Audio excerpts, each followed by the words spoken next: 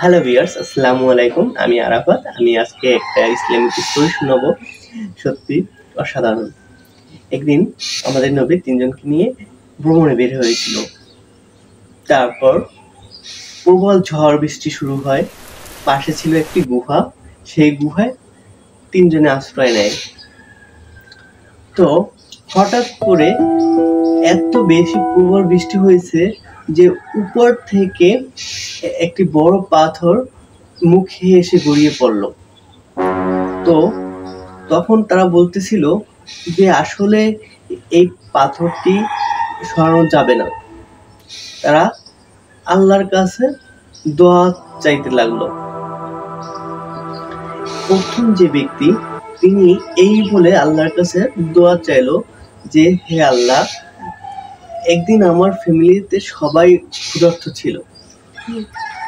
তো সবাই ক্ষুধার্ত থাকা সত্ত্বেও আমি কাউকে না খেয়ে আমি সর্বপ্রথম আমার বাবা মাকে খেতে দিয়েছি।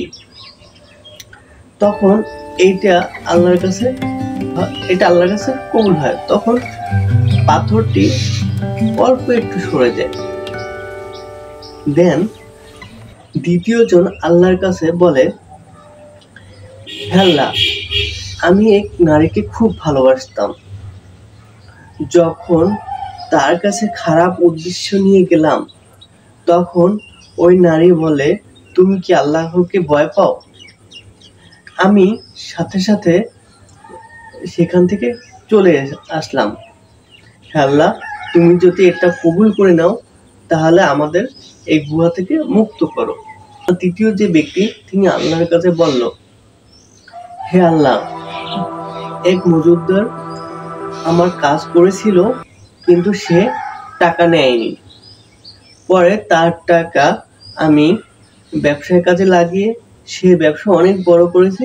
তখন সে যখন আসে আমি তার হাতে তুলে দেই। হে আল্লাহ, তুমি যদি এটা কবুল করে থাকো তাহলে আমাদেরকে মুক্তি দাও।